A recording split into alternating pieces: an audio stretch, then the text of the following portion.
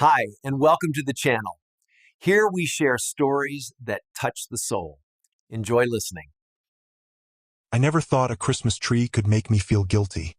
Not for the presents I didn't give, not for the tinsel I didn't untangle, but for the way my life had, wandered off without me noticing. There it stood in the corner of my massive living room, all 7 feet of fake spruce glory, sparkling like it had a brighter social life than I ever did. I stared at it, clutching a glass of bourbon like it might explain itself. "Why now?" I muttered. The tree didn't answer, of course. It had no reason to. I had been the self-made millionaire type for decades, the kind who wore tailored suits in the morning and ate cereal for dinner alone. And somehow, in the middle of all that wealth, all those stocks and summer houses, I'd managed to become astonishingly good at being alone. The doorbell rang.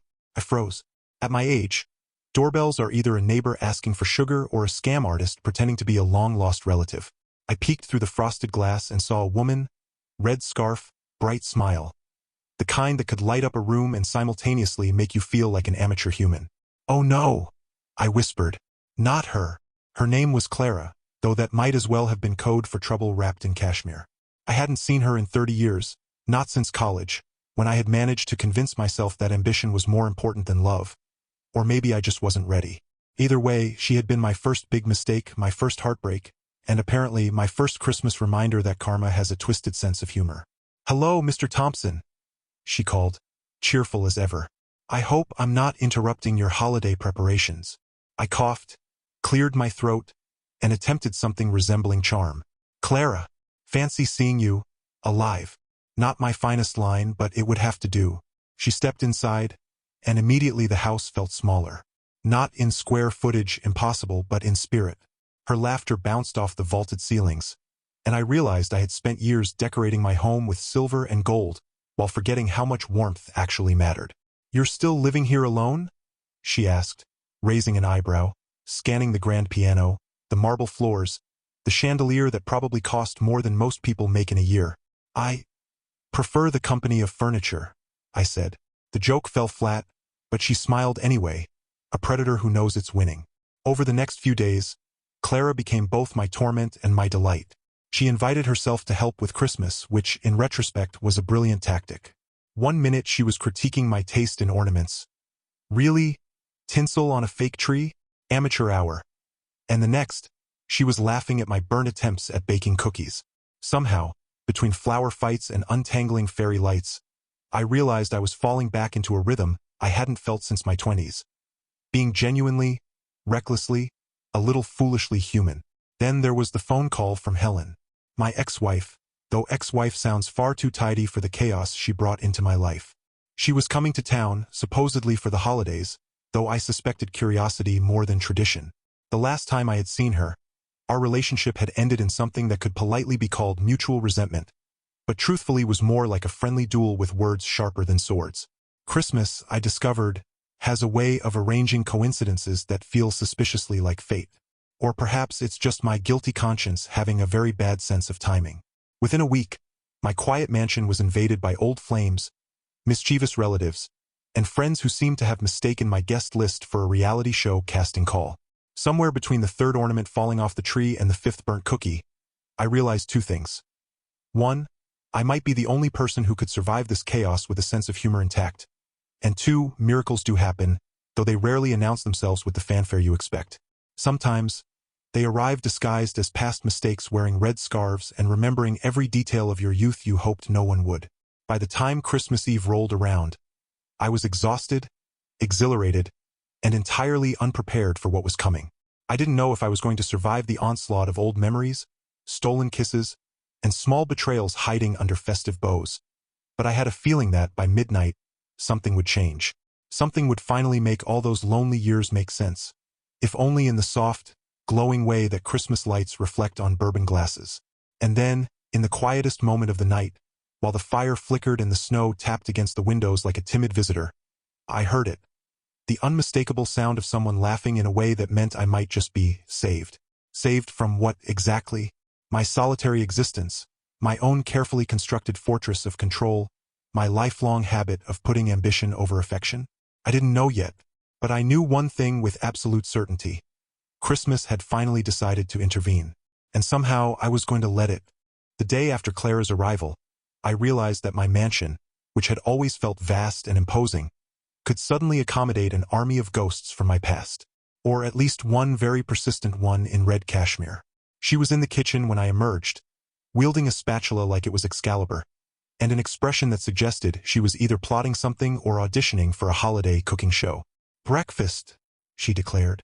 "We're making cinnamon rolls, whether your walls like it or not." I blinked. My walls had seen a lot: art, awards, framed stocks, but never rebellion in dough form. I considered hiding, but that seemed cowardly.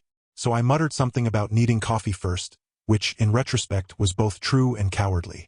By the time I joined her, the kitchen looked like a winter storm had collided with a bakery.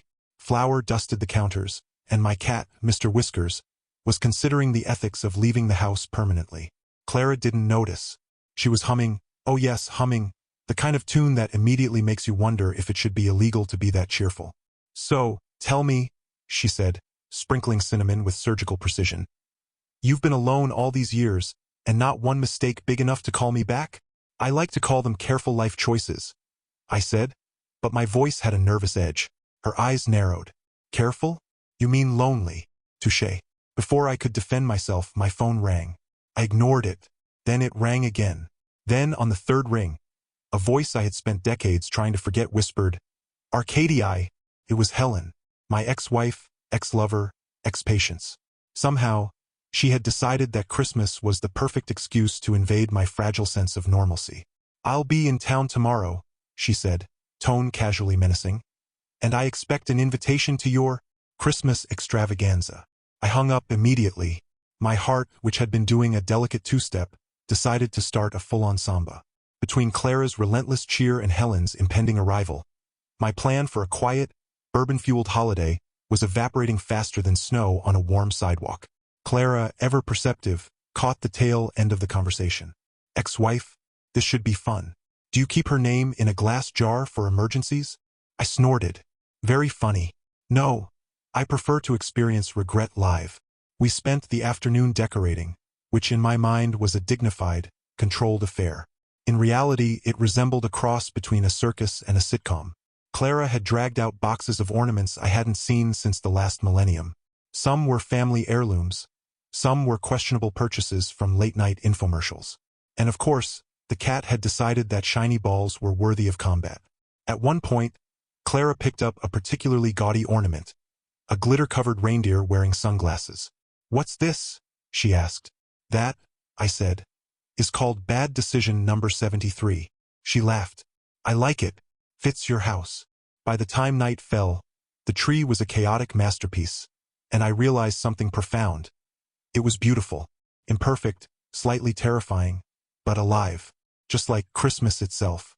The next morning, the mansion's peace shattered with the arrival of friends I hadn't seen in years. There was Gary, my accountant, who somehow thought it was appropriate to bring his entire extended family, including an aunt who gave lectures on proper cranberry sauce etiquette.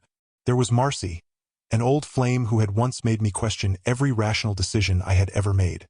And, of course, Clara, who had somehow persuaded half the neighborhood to drop by. "Arkadii, it's like your house has a pulse," Marcy said, looking around in awe and mild panic. "And it's beating very fast." "You could say it's festive," I said, trying and failing to keep my humor dry. It was then that I realized a truth I had avoided for decades. Christmas had a way of exaggerating life. Old emotions, unspoken words, regrets. They all ballooned like the inflatable Santa I had foolishly placed on the front lawn. And there I was, smack in the middle of it, holding a cup of coffee that had gone cold and wondering how I had ended up in this very specific episode of chaos. Helen arrived that evening, and the tension hit a new high. She looked just as I remembered, sharp, calculating, impossible to ignore. She greeted me with a smile that might have been friendly if it weren't accompanied by a subtle challenge in her eyes. Clara, ever the diplomat or provocateur, introduced herself with a shake of the hand that somehow carried both warmth and mischief. I had two options: panic or embrace the madness. I chose the latter, though I'm fairly certain my cholesterol disagreed. Dinner that night was a symphony of minor disasters. The turkey was slightly undercooked, the pie had collapsed under its own weight, and my cat had stolen a roll. And yet, there was laughter. Real hearty laughter. Clara teased Helen mercilessly, Old friends swapped stories that grew taller with each telling, and for the first time in decades, I felt genuinely alive. Later, when everyone had gone to bed, I stood by the window, looking at the snow settling over the estate. The house was quiet again, but something had shifted. The ghosts of my past weren't haunting me. They were reminding me that love, mistakes, humor, and even heartbreak were all part of the miracle. I poured myself another bourbon and raised the glass to the tree, to Clara, to Helen, to the chaos and charm of it all. "All right, Christmas," I muttered. "You win this round." And somewhere, in the quiet flicker of the firelight, I believed it. By the third morning, the mansion had officially transformed into what Clara cheerfully described as a holiday battlefield. I wasn't entirely sure if that was an insult or a compliment, but I suspected it was both.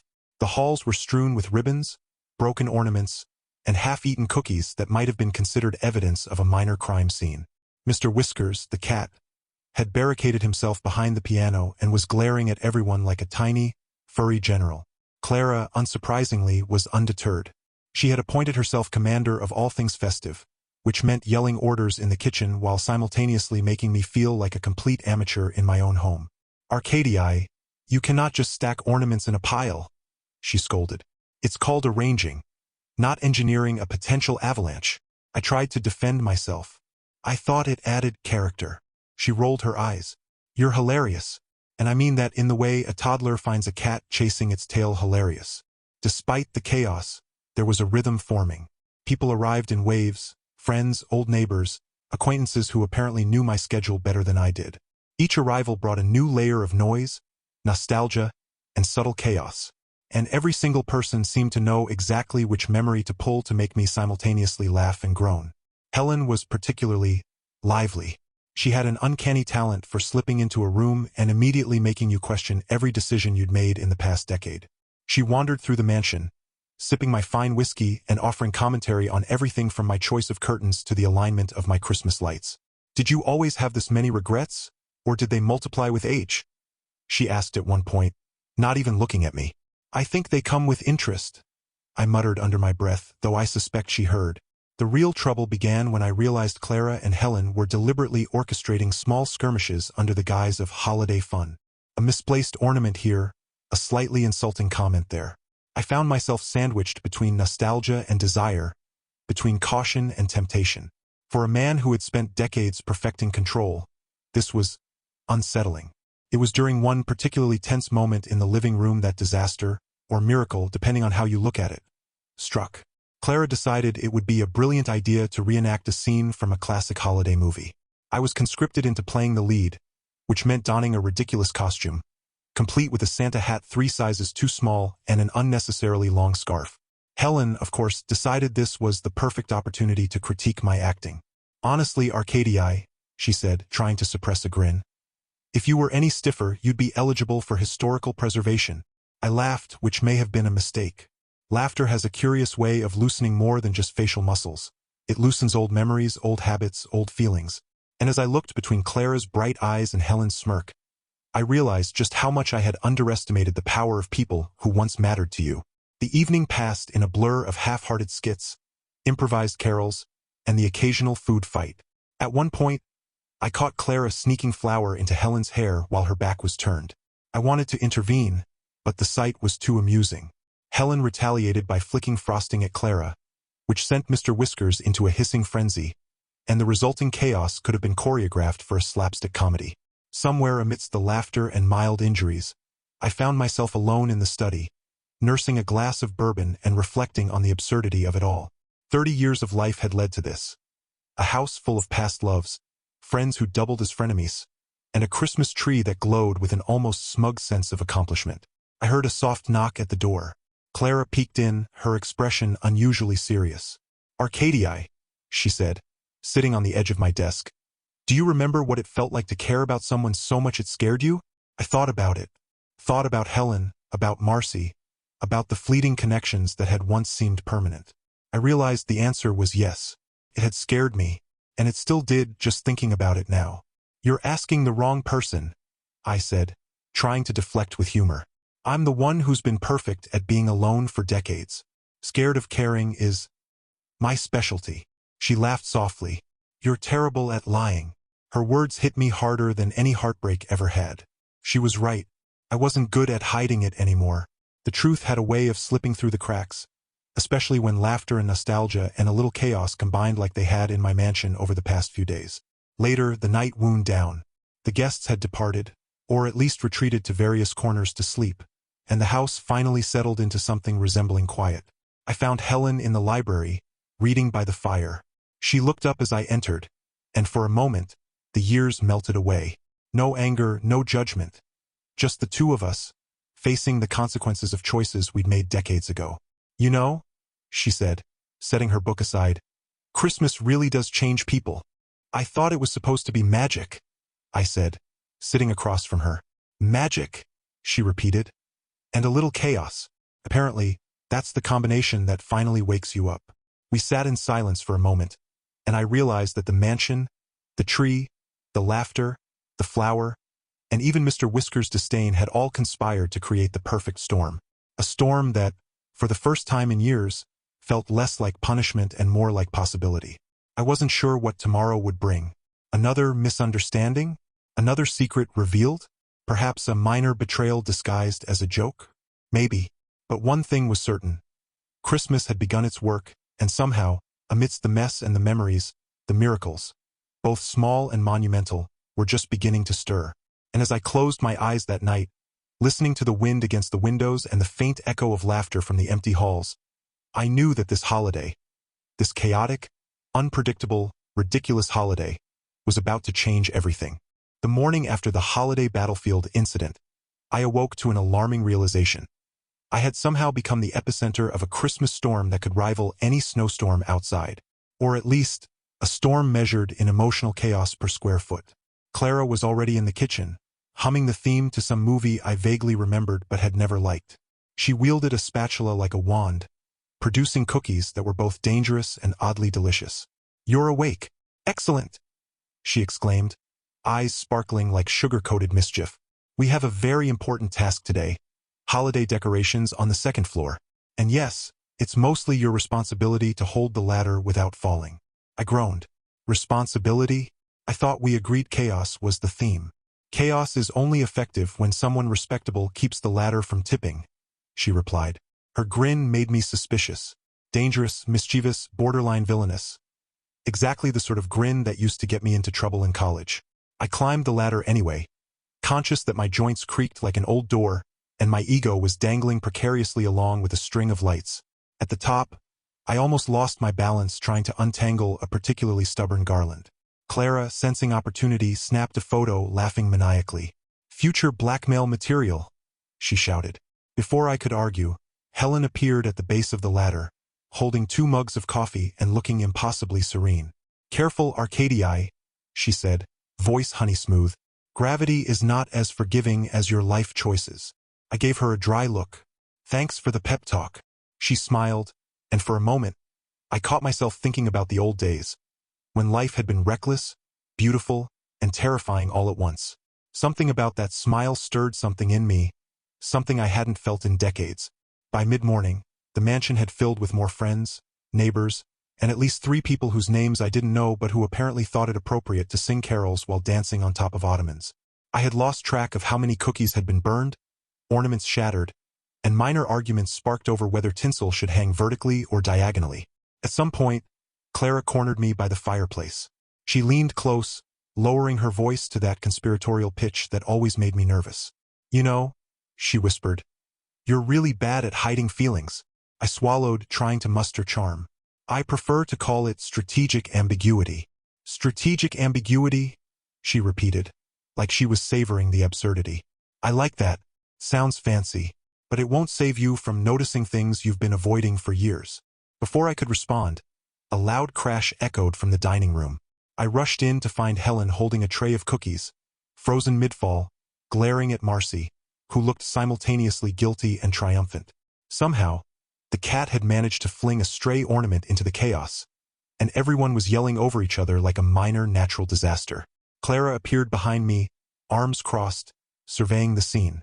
"You live in a circus, Arkadii. Admit it." "I live in a mansion," I corrected, though it sounded weak even to me. By afternoon, I realized something terrifying. The mansion had turned into a stage for a drama that combined romance, rivalry, and absurd comedy, all under the guise of Christmas cheer. Clara and Helen were now engaged in what could only be described as subtle warfare, each trying to outwit the other with compliments, sly remarks, and accidental brush bites that sent my heart into irregular rhythms. I retreated to my study, bourbon in hand, and pondered my predicament. 30 years of meticulous control had led me to this point. Trapped in a mansion with two women who knew me better than anyone else, each armed with the power to unsettle me completely. Just then, my phone buzzed. A text from Marcy. "Meet me in the garden. Urgent. And bring cookies." Cookies? Urgent? I had a sinking feeling this was code for something mischievous. Clara appeared behind me again. "You're being summoned," she said, voice dripping with amusement. In the garden, snow blanketed everything in serene white, making the chaos inside the mansion feel like a distant memory. Marcy was there, shivering slightly but smiling mischievously. "Arkadii," she said. "You left a detail out in your little holiday display upstairs. Something important." "What detail?" I asked, cautious. She smirked. "Your heart." I blinked. "Excuse me?" Marcy leaned closer. "You can hide from the chaos, the past, the mistakes, but you can't hide from yourself. Not here, not now." It hit me then with the force of a snowball to the forehead. Christmas had stripped away all my pretenses. The mansion, the chaos, the laughter, even the flower fights. None of it mattered. What mattered was the truth I had avoided for decades. Love, regret, desire. The things I had shoved into the back corners of my life because they were inconvenient, or messy, or terrifying. I returned inside, feeling uncomfortably aware of Clara watching me from the kitchen doorway. She raised an eyebrow. "Well, are you going to collapse into a profound realization? Or are we still decorating?" I grinned, which might have been dangerous. Why not both? The evening spiraled into a series of revelations, small confessions, and comic misunderstandings. Helen admitted she had never stopped wondering about certain decisions we'd made, while Clara insisted on showing me how to make a wreath that was entirely too large for any door in the house. Marcy contributed her own brand of subtle provocation, and somehow, between the chaos and laughter, I felt alive. By the time the mansion finally quieted, I realized that Christmas had done more than stir memories. It had forced me to confront everything I had avoided. Loneliness, love, and the ridiculous, wonderful possibility of starting over, even at my age. I poured a final bourbon, raising it to the room and the chaos and the people who made it beautiful. "All right," I muttered. "Christmas, you've officially won. But just know, I'm a tough opponent next year." And somewhere, under the flicker of lights and the soft hum of carols, I believed it. Not just in magic, but in the messy, chaotic, hilarious miracle of living, and maybe, just maybe, loving again. By the fifth morning, I was beginning to suspect that my mansion had secretly enrolled in a reality show I had never auditioned for. The guests had multiplied, intentionally or otherwise, and the air smelled simultaneously of cinnamon, burnt sugar, and barely suppressed chaos. Mr. Whiskers had taken refuge atop the chandelier, glaring down as though he had been appointed judge, jury, and executioner of all foolish human behavior. Clara arrived first, as usual, armed with a clipboard, a thermos of coffee, and a grin that suggested she had already plotted 3 surprises and 1 minor scandal for the day. "Good morning, Arkadii," she announced, adjusting her scarf in a way that made it look like she was wearing a crown. "Today, we finish the decorations, and by finish, I mean transform your mansion into a proper holiday spectacle. You'll be the star." I raised an eyebrow. I thought the star of Christmas was supposed to be something small and spiritual. Not me, flailing with garlands and tinsel. Her grin widened. "Flailing is the new spiritual." Before I could argue, the doorbell rang again. I froze. The problem with doorbells at this stage of the holiday was that I had no idea which apocalypse was on the other side. I peeked through the frosted glass. There she was, Marcy, holding a box wrapped in paper so gaudy it could have been considered a minor crime. "Good morning, Arkadii," she called cheerfully. "I brought a gift. And a warning." I tilted my head. "A warning?" "Yes," she said, stepping inside and ignoring the avalanche of ornaments on the floor. "About old secrets, buried feelings, and the dangers of trusting anyone who owns more than 3 scarves." I coughed politely. "That's terrifyingly specific." She winked. "I know." By noon, the mansion had become a hub of emotional and decorative chaos. Clara and Marcy had teamed up, an unholy alliance of energy and mischief, and were systematically testing the limits of my patience. They dragged me from one room to another, critiquing arrangements, experimenting with cookie recipes, and engaging in minor acts of sabotage. Helen, never one to be outdone, had taken the high road, which, in her case, meant she was plotting quietly with precise, surgical remarks that hit like small daggers. Somewhere between adjusting the placement of a snow globe and arguing about whether the garlands should drape diagonally or horizontally, I realized something. I was falling into old patterns, the ones where love, frustration, and desire collided in spectacular ways. It was exhausting, it was exhilarating, and, terrifyingly, it was exactly what I needed. Later that afternoon, the first incident occurred. The massive wreath Clara had insisted on hanging over the fireplace collapsed with a dramatic crash, scattering pine needles, ribbons, and one of my old cufflinks across the floor. Helen looked on, expression amused. "I think that just symbolizes your life, doesn't it?" I bent down to retrieve the cufflink, which had somehow landed in the cat's water dish. "Apparently, yes," I muttered. "A life of shiny distractions, drowned in chaos." Clara, ever the peacemaker or instigator I was never quite sure, started laughing. It was the kind of laughter that infects everyone nearby, and soon even Helen was smiling, albeit reluctantly. The day passed in a blur of minor disasters and subtle romantic provocations. Marcy insisted on teaching me how to make fudge properly, which involved a level of physical closeness that was both alarming and slightly nostalgic. Clara took delight in teasing me whenever I fumbled a mixing spoon or misread a recipe. Helen, meanwhile, delivered a masterclass in silent judgment, giving me a front-row seat to the subtle art of old flames quietly tormenting a man who had once thought himself clever. By evening, I had developed a theory. Christmas, in all its glittering chaos, was not about gifts or trees, or even perfectly cooked meals. It was about confrontation. Confrontation with the past, with old regrets, and, most importantly, with yourself. Later, as snow began falling outside in heavy, luminous flakes, I found myself in the study, nursing a glass of bourbon and trying to process the day. Clara appeared, settling on the arm of my chair, and gave me a look that suggested she knew exactly what I was thinking. "You're enjoying this more than you'd like to admit," she said. I gave her a flat look. "I'm contemplating the fragility of human existence under extreme holiday stress." She snorted. "Sure, let's go with that." Then Helen appeared, carrying a tray of cookies that had survived the day's chaos. She handed me one, and as I bit into it, I realized I was smiling. A full, unguarded smile I hadn't worn in years. "You know," Helen said softly, "sometimes the best miracles are the ones you don't expect, the ones that sneak in while you're distracted by chaos, laughter, and old grudges." I swallowed, chewing slowly, thinking about her words. She was right. The mansion, the snow, the people, the laughter. They had forced me to confront what I had been avoiding for decades. That life, even with its messiness, its mistakes, and its heartbreaks, was meant to be lived fully. And perhaps, just perhaps, it was meant to be shared. Later, as I walked through the quiet halls, reflecting on the day, I realized the truth. I was terrified. Terrified of making mistakes, of reopening old wounds, of letting myself feel things I had buried long ago. And yet, I was exhilarated, because for the first time in decades, the possibility of love, real, messy, unpredictable love, was not just a memory. It was alive, swirling around the mansion like the snow outside, waiting for me to reach out and grab it. And I intended to. By the sixth morning, my mansion had fully embraced its new identity as a holiday circus, complete with musical interludes, minor disasters, and the occasional emotional ambush. I awoke to the muffled sound of Clara arguing with the stereo system. Apparently, she had declared that traditional Christmas music lacked drama, and now every carol was being performed at cinematic, over-the-top volume. I sighed, sliding out of bed, and realized that I had officially lost control of my home. My fortress of solitude had been overtaken, and I was strangely grateful. The kitchen was alive with activity when I arrived.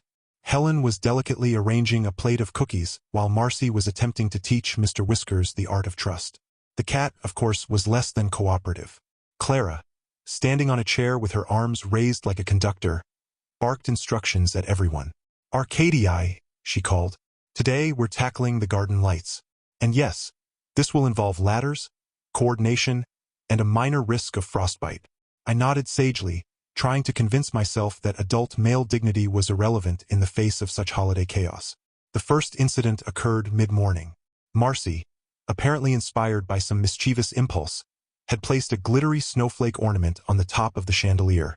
It wobbled perilously, catching the light like a warning flare. "Careful!" I shouted, but of course no one listened. The snowflake fell with the elegance of a rock, narrowly missing Mr. Whiskers, who responded with a shriek that sounded suspiciously like outrage. In the resulting scramble, Clara tripped over Marcy's scarf, sending a tray of cookies airborne. The resulting collision created a spectacle that could only be described as a cross between a minor meteor shower and a low-budget slapstick film. Helen, observing from a safe distance, arched an eyebrow. "This is why I prefer organized chaos," she said. I rubbed my temples. I prefer chaos that doesn't attempt to kill anyone. Somewhere in the middle of this, I realized something alarming. I was beginning to enjoy myself. Terribly, foolishly, embarrassingly enjoy myself. The laughter, the minor injuries, the subtle jabs from women who had once held my heart hostage. It was intoxicating. Dangerous, perhaps, but intoxicating nonetheless. By afternoon, the emotional stakes escalated. Helen cornered me near the fireplace, speaking in that soft, deliberate tone that had always made my rational defenses crumble. "Arkadii," she said, "do you ever think about what might have been? About the choices you didn't make?" I felt a shiver run down my spine. 30 years of careful planning, of ambition, of pretending that love was optional suddenly seemed trivial. "All the time," I admitted, voice low. She stepped closer. "Then why hide from it now?" Before I could respond, Clara appeared. A mischievous grin plastered across her face. "Ah, here we have the moment of truth," she declared, pointing at us. "This is exactly why I love Christmas. Emotional revelations in the wild." I groaned inwardly. Christmas apparently had a very specific sense of humor, one that involved exposing all my vulnerabilities at once. The evening spiraled further. A minor snowstorm outside rendered the mansion all the more cinematic, snowflakes drifting through the windows like tiny, glittering spectators. Inside, the chaos continued. Ornaments shattered, cookies vanished mysteriously, and I found myself caught between Clara's teasing, Helen's subtle provocations, and Marcy's relentless flirtations. At one point, Helen and Clara found themselves in a playful standoff, each accusing the other of minor sabotage with such conviction that I had to intervene before someone ended up in the punch bowl. "Ladies," I shouted, voice echoing through the halls, "I am surrounded by chaos, charm, and potentially lethal baked goods. Can we perhaps, temporarily, cooperate?" They glared at me, and for a brief, shining second, the room held its collective breath. Then Clara laughed, Helen smirked, and Marcy clapped her hands like a delighted child. Cooperation was optional, as I should have expected. Later, as night fell and the house finally quieted, I wandered into the study, bourbon in hand, and reflected on the events of the day. I had been confronted with my past, my mistakes, and my deepest regrets. I had been forced to navigate flirtations, minor betrayals, and emotional confessions. And somehow, in the midst of this chaos, I had found myself laughing more freely than I had in decades. Clara appeared in the doorway, eyes glinting with amusement. "You know," she said softly, "you're terrible at pretending you're unaffected." "I prefer the term stoically observing emotional disasters," I replied, though I suspected she wasn't buying it. She stepped closer. "Maybe. Or maybe you're finally realizing that Christmas has a way of showing people what they've been avoiding all year." Helen, who had followed silently, added, "And that miracles sometimes aren't grand displays. They're subtle, messy, and entirely inconvenient. Just like this house right now." I raised my glass to both of them, feeling the weight of truth settle comfortably. For decades, I had avoided the messy, chaotic, thrilling, and terrifying parts of love. Now they were unavoidable, and for the first time in years, I felt ready. Not perfect, not in control, but ready to embrace it all. The snow fell heavier outside, covering the mansion in a pristine white blanket. Inside, laughter and whispers mingled with the crackle of the fire. I realized then that this Christmas wasn't about perfection. It wasn't about decorations, gifts, or appearances. It was about connection, risk, and the courage to face the past and present, messy as they were. And for the first time in decades, I wasn't just observing life, I was part of it.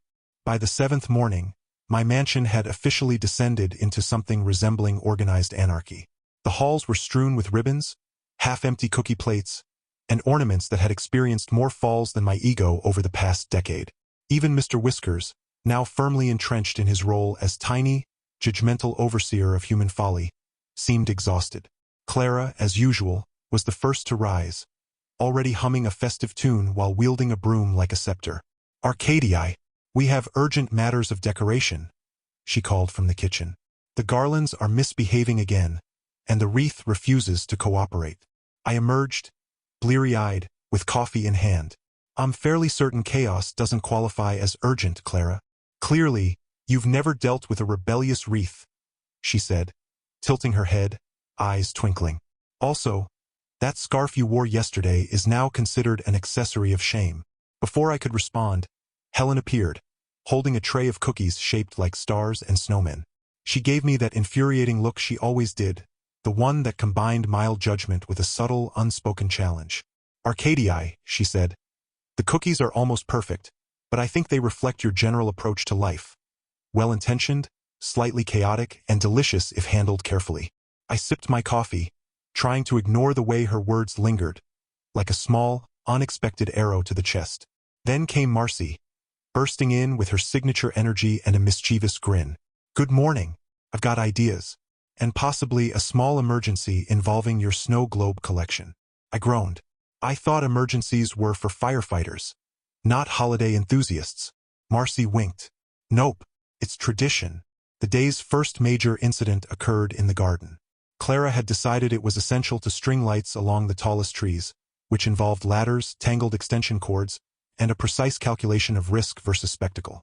I volunteered, or rather was volunteered, to assist, and immediately realized I had underestimated both the height and my own ability to remain upright. Halfway up the ladder, an argument erupted between Helen and Marcy over the proper placement of a particularly stubborn ornament. Their debate escalated into a minor shouting match, which caused Clara to drop a box of lights. One string whipped around like a fluorescent snake, tangling itself around my legs. "Arkadii," Clara shouted. "Don't die yet. There's still holiday work to do." I struggled valiantly, attempting to untangle both lights and limbs. Eventually, with the assistance of Helen and Marcy, who seemed more interested in winning their argument than saving me, I regained my footing. My dignity, however, remained precariously dangling. By mid-afternoon, tensions had reached a subtle boiling point. Old feelings, carefully buried for decades, had a way of resurfacing in the most inconvenient ways. Helen's quiet, incisive remarks cut through the chaos, often leaving me red-faced and nostalgic simultaneously. Clara's teasing, though playful, reminded me of everything I had once feared to feel again. Marcy, with her relentless energy and flirtation, made it impossible to ignore the parts of my heart I had kept locked away. It was then that I realized something terrifying. The mansion, the snow, the chaos. They were conspiring to force me into emotional reckoning, and there was no escape. Later, as twilight fell, Helen cornered me in the library. Her eyes, soft yet unyielding, searched mine. "Arkadii, do you ever think about what it would have been like if we hadn't made certain choices?" I swallowed, suddenly aware of the weight of decades. "All the time," I admitted. "And it terrifies me, because I know the answers might hurt, or maybe they already have." She stepped closer. "Sometimes," she whispered, "the only way to move forward is to face the past, to admit what was real, and what still could be." Before I could respond, Clara appeared, mischievous as ever. "Ah, emotional revelation hour. I knew this day would come," she said, clapping her hands. "Arkadii, I suggest a beverage, and perhaps a cookie. Emotional clarity works better with sugar." I laughed, though it was brittle, nervous, but genuine. Christmas, apparently, had a sense of timing, perfectly chaotic, completely unavoidable, and utterly inconvenient. The night descended further, and the mansion was bathed in soft golden light from the tree and flickering candles. I found myself walking through the halls, reflecting on the whirlwind of the past days. Each room told a story. Laughter, arguments, confessions, flirtations, and even minor betrayals disguised as jokes. I realized then that life had been this way all along. Messy, unpredictable, painful, and beautiful. In the drawing room, I encountered Clara, Helen, and Marcy gathered around the fireplace, each holding a glass of wine and exchanging stories that somehow wove together nostalgia, humor, and longing. They looked at me with expressions that made my chest tighten in ways I hadn't felt in decades. "Arkadii," Clara said, voice soft but pointed. "You're the only one who can survive this level of holiday chaos and still look somewhat dignified. I'm impressed." "I survive," I said, though I wasn't entirely certain whether that applied to the chaos, the emotions, or the sudden resurgence of my heart. Helen leaned closer. "You've been hiding from yourself for years," she said, tone gentle. "Christmas isn't about perfection. It's about courage. Courage to admit, to feel, to risk, and to love." I felt the weight of her words, and something inside me shifted. For decades, I had avoided mistakes, heartbreak, and vulnerability. Now, faced with the laughter, chaos, and undeniable affection of these women, I realized that true courage wasn't about avoiding pain. It was about embracing it, fully and unapologetically. Marcy, ever observant, added with a grin. "And also, it's about cookies, glitter, and surviving snowflake attacks. But mostly courage." I laughed aloud, feeling a release I hadn't experienced in years. The mansion, the snow, the chaos, they had done their work. Christmas had forced me to confront not only my past, but the possibility of a future filled with laughter, connection, and yes, love. As I raised my glass to the tree, to the women who had upended my carefully ordered life, and to the small miracles of the season, I realized something astonishing. I was no longer afraid. Not of love, not of mistakes, not of the messy, chaotic, ridiculous beauty of life. Christmas had done what decades of solitude could not. It had reminded me that even at my age, the heart could be stirred, the past could be confronted, and miracles, subtle, messy, hilarious miracles, could still happen. And somewhere in the quiet flicker of candlelight and soft snow outside, I knew the final act of this holiday miracle was just beginning. Christmas morning arrived like a surprise guest who barges in with perfect timing. The snow outside had turned the estate into a winter wonderland so picturesque it could have been a Hallmark card come to life. Inside, the mansion buzzed with a softer kind of chaos. The aftermath of days filled with laughter, minor disasters, and confessions that had left me feeling simultaneously exhausted and exhilarated. I woke to the smell of cinnamon and roasting chestnuts, a gentle reminder that the holiday had a way of making even the most chaotic house feel like home. Clara was already up, perched on a chair in the kitchen, wielding a spatula with the same intensity as a general planning a campaign. "Morning, Commander," I said, though my voice carried a reverent undertone. "Have you decided which disaster we're tackling today?" She turned, grin wide. "The most important mission yet.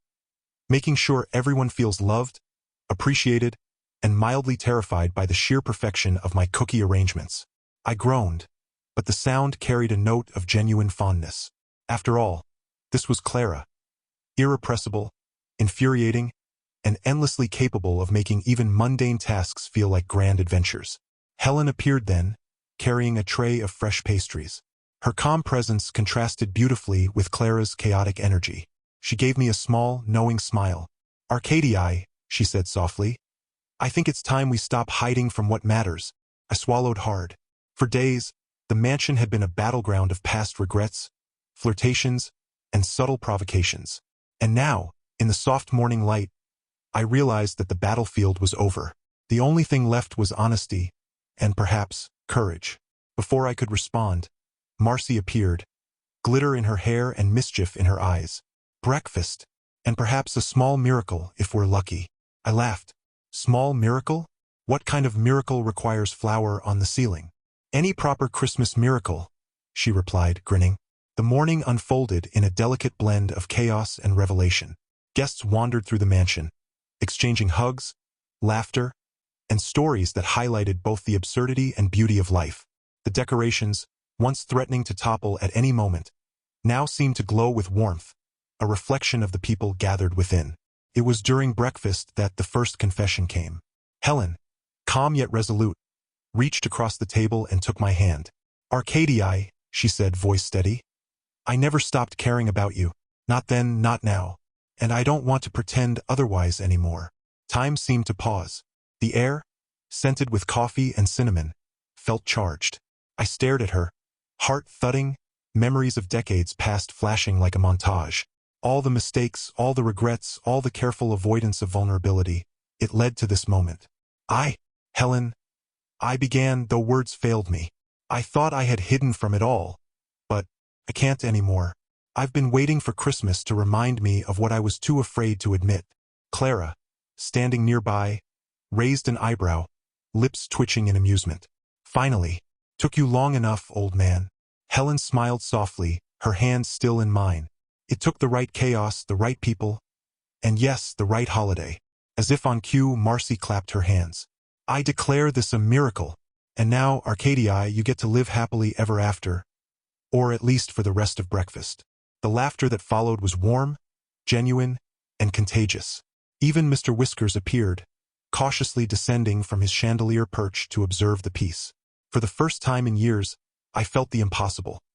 The simultaneous joy of belonging, love, and acceptance, wrapped in a chaos that was no longer intimidating but invigorating. Later, the day continued with small miracles. Clara orchestrated a surprise caroling session in the garden. Marcy taught me how to properly make fudge without burning it, and Helen helped me untangle a particularly stubborn string of lights. Each act, mundane on its surface, felt monumental in the context of what had transpired. Trust rebuilt, love acknowledged, and laughter restored. As evening approached, I found myself standing before the grand fireplace, glass of bourbon in hand, reflecting on the whirlwind of the past week. The mansion, once a silent fortress of solitude, now thrummed with warmth, life, and a subtle sense of magic. Clara appeared beside me, nudging me gently. You okay? I smiled. Better than okay. I'm alive, and grateful, and, perhaps, finally ready to embrace whatever comes next. Helen stepped forward, resting a hand on my shoulder. We're all here, Arkadii, together. That's what matters. Marcy, not to be outdone, held up a tray of cookies. Also, these cookies are amazing. But yes, together is good too.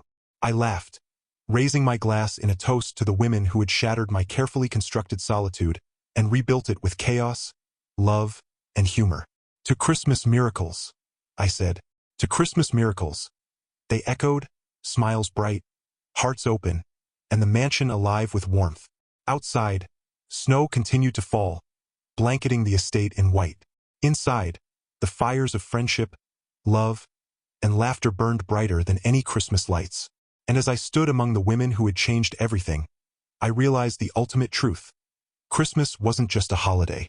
It was a reminder that even in the later years of life, love could return, miracles could happen, and hearts, no matter how cautious, could still find joy. For the first time in decades, I believed in it completely. And in that moment, with snowflakes swirling and laughter echoing through the halls, I understood the true magic of Christmas. It wasn't in the gifts, the decorations, or even the chaos. It was in the people, the love, and the courage to finally open your heart. This was my Christmas miracle. Thank you so much for watching. If you enjoyed this story, don't forget to subscribe to the channel and stay with us for more.